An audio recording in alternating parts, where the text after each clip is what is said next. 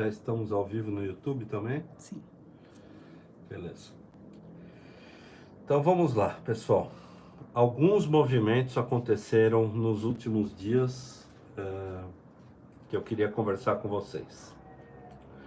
Como vocês sabem, o decreto não saiu, várias especulações vazaram hoje, nos últimos dias, reportagens e meios de comunicação, né? Assim, tem muito burburinho, muita coisa acontecendo, mas nada de concreto pode ser dito sobre o tema. Só que uma coisa eu posso dizer de concreto para vocês, e o que é coincidências, muitas coincidências. Foi pautado o julgamento das ADIs do ministro Fachin e outras ADIs que versam sobre armas no plenário virtual e vai acontecer amanhã. Hoje, como vocês sabem, começou o julgamento para tornar o Bolsonaro inelegível. E amanhã o julgamento das questões das armas no Supremo Tribunal Federal. A gente já tem a notícia que a minuta do decreto já está na Casa Civil. Como vocês viram, na imprensa vazou muita coisa do que seria essa minuta de decreto, muita coisa que assusta a gente, principalmente com relação à caça, né? Proibindo a caça do javaporco no Brasil, o que vai trazer um prejuízo para o agronegócio incomensurável, para o esporte também, de uma maneira geral. Mas eles, com uma tacada, podem atacar os dois pilares de uma vez só, que é o armamento e o agro, né? Tudo que se veicula, tudo que os jornais veicularam é especulação. Hoje no Congresso existiam boatos de que os calibres seriam suspensos, do que o 9mm voltaria a ser restrito, ou seja, tem muito boato no ar, mas o mais importante é que é todo um movimento orquestrado. O decreto está na Casa Civil, a gente não tem ideia do que virá no decreto, coisa boa não vem, com certeza. Não vai ser nada que vai flexibilizar mais a questão das armas. Outra coisa muito importante, apesar de estar na Casa Civil, não existe nenhum movimento para que esse decreto tenebroso saia, mas por muita coincidência, o Supremo Tribunal Federal pautou o julgamento dessas ADIs. E daí, o que eu vou falar para vocês eu não posso trazer informações em concreto, né? Tem muita boataria rolando, principalmente no Congresso Nacional. Hoje, nos corredores do Congresso, o que se ouvia é que eles voltariam a restringir calibres, ou seja, Armagedon total, né? O que coloca mais em risco ainda a segurança pública. Os índices criminais em todos os estados explodiram, né, com essa política e esse regime que se instalou no nosso país no começo do ano. E como eu disse, essas muitas coincidências não podem ser meras coincidências. E daí o que eu vou dizer para vocês, o que eu posso trazer para vocês é a minha percepção pessoal. Não é nada que eu possa dizer para vocês, não, o Dr. Beretta tem informações de bastidor, do passarinho verde que cantou. Não, isso ninguém tem, meus senhores. Isso é pura especulação. A gente ouve o que a gente vê sendo noticiado, tá? A gente tenta digerir um pouco disso, mas vocês viram que eu me abstenho de falar sobre esses temas porque, na verdade, é tudo especulação. Ninguém sabe o que vai vir, tá? Agora, o que seria a minha percepção e o que eu poderia passar para vocês da minha percepção pessoal de alguém que circula, como vocês sabem, no Congresso Nacional, converso com deputados, com senadores, com fabricantes, né, fabricantes de armas, com importadores. Eu queria passar para vocês a minha percepção pessoal. Então, já adiantando, eu não vou responder perguntas nessa live, tá? Quanto custa uma posse? Não vou responder perguntas, tá?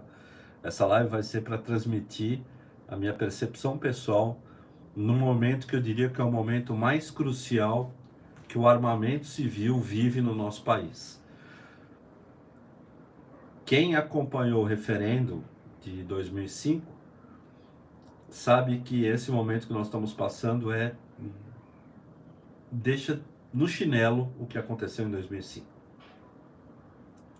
O futuro das armas vai ser decidido no dia de amanhã. E daí, o que eu posso passar para vocês é o seguinte, talvez seja um alento, né? Se o Supremo Tribunal Federal restringir demais, restringir tudo, acabar com tudo, restringir calibres, restringir posse e porte de arma, legislar contra a legem do que está posto na Lei 10.826, não respeitar a vontade popular que foi externada no referendo, quando 65% dos brasileiros decidiram manter o acesso a armas, nós vamos ter, por outro lado, um esvaziamento do poder do governo federal, do governo Lula. Você tira uma parcela de poder, e poder é poder de barganha.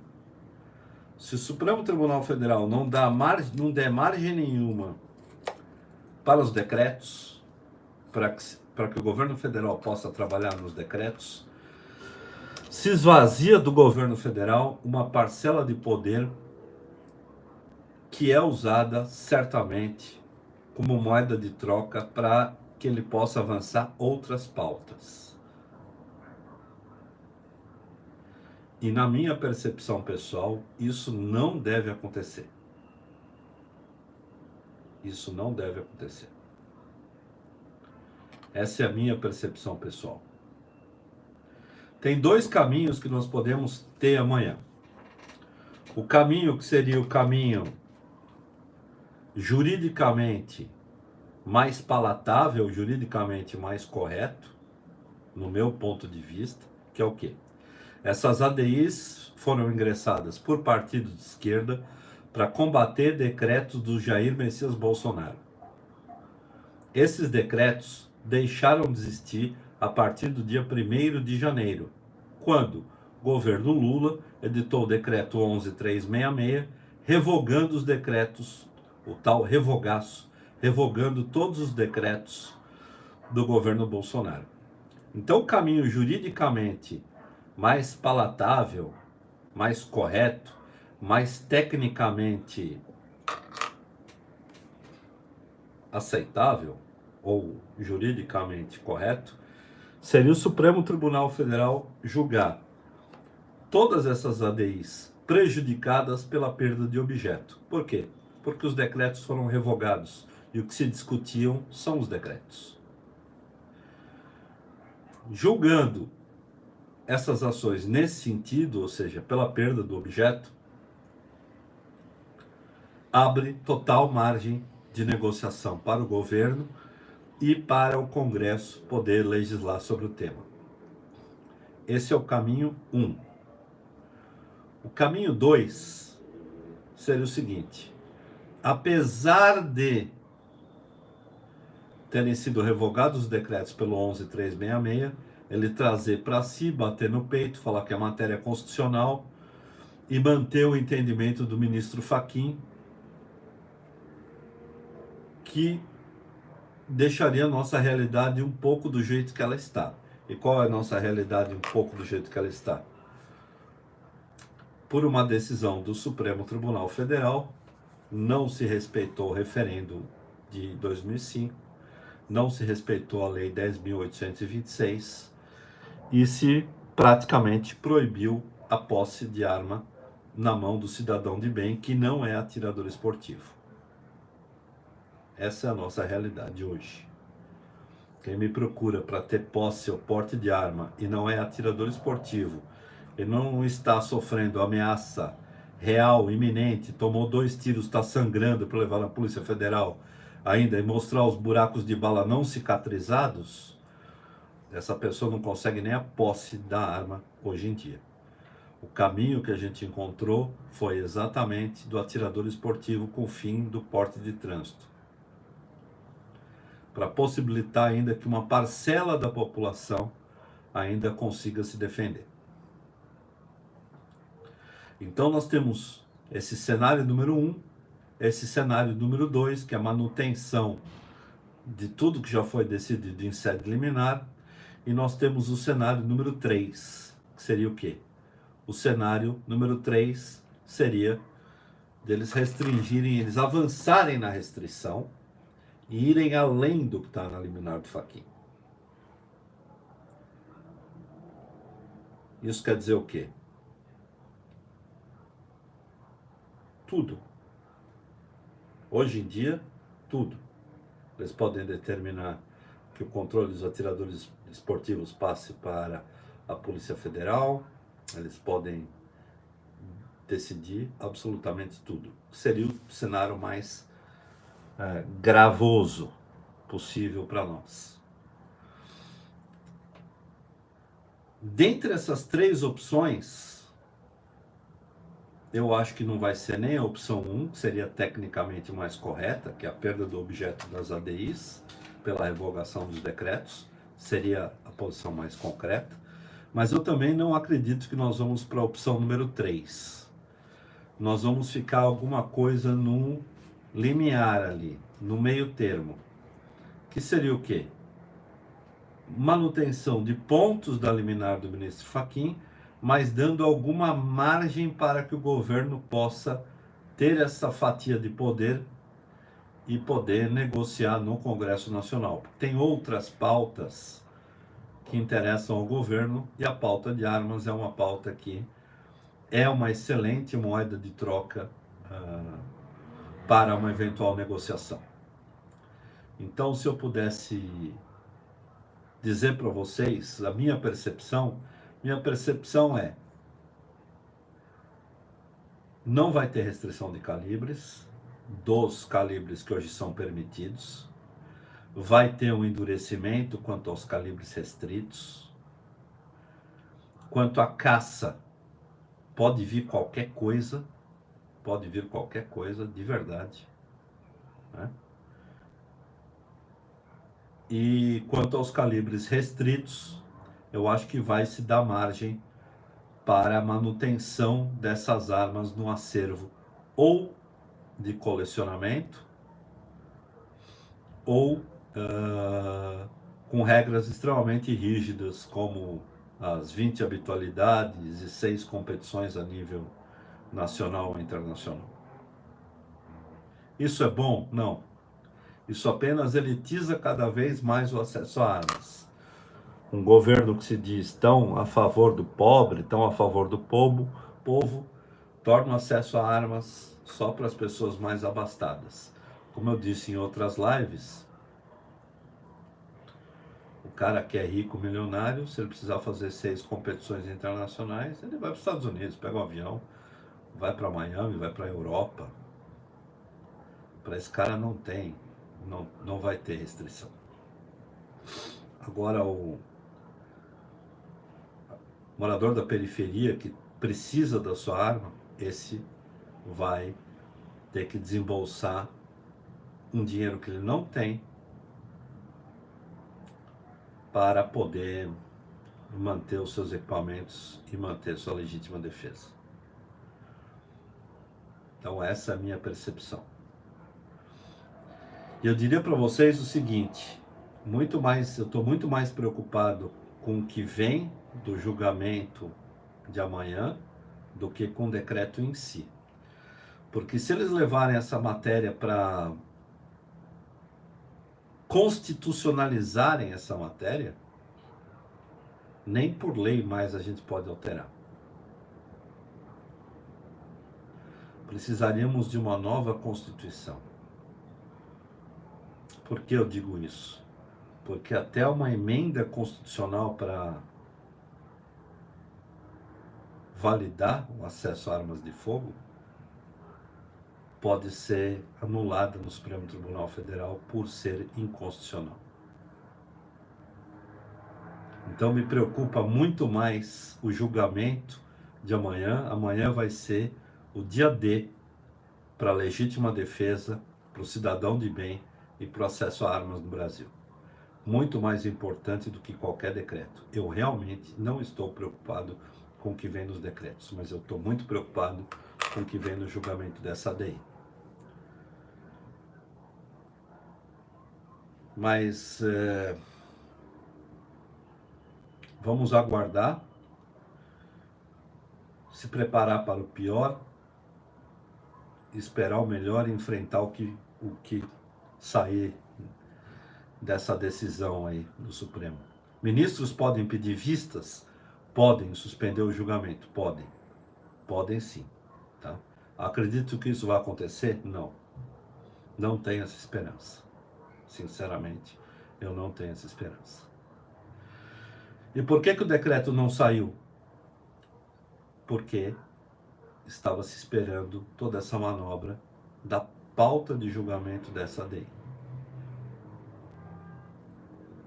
O decreto não vai contrariar, eventualmente, o entendimento exarado pelo Supremo Tribunal Federal. Só que, de outra banda, como eu disse para vocês no começo da live, se o Supremo tirar toda essa faixa de poder do Legislativo e do Executivo, ele está esvaziando uma parcela de poder que é importante em negociação, importante em articulação. Então, eu acredito que isso também não vai acontecer.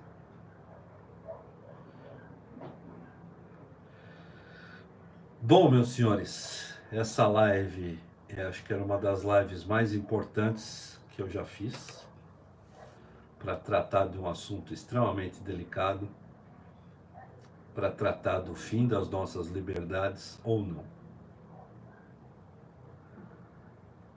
Porque depois que se ataca a pauta de armas, tirar as outras liberdades é muito fácil.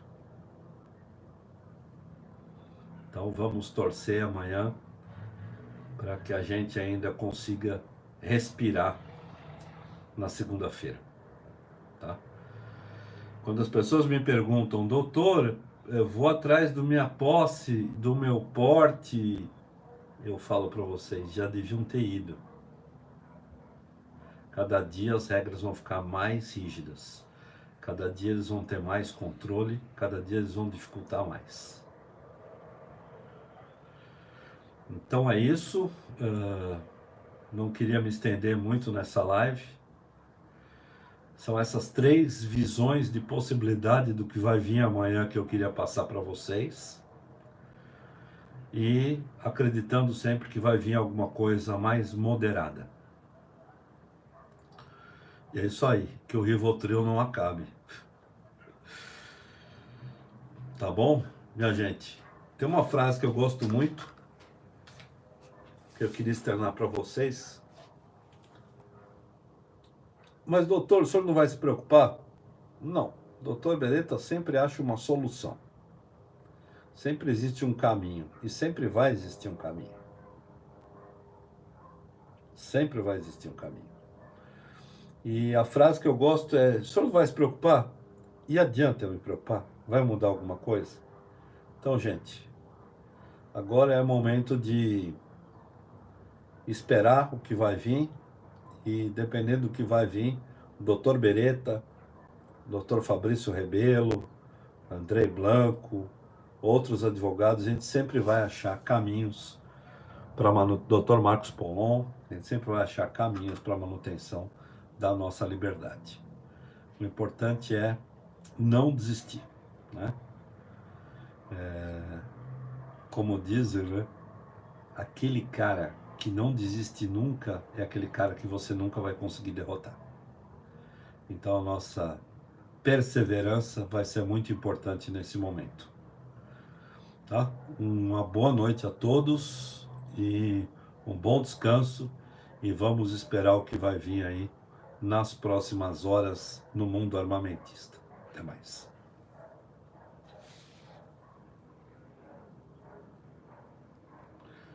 Você acha que eu fui muito repetitivo? Pera. Como é que fecha esse negócio aqui? Não é cancel.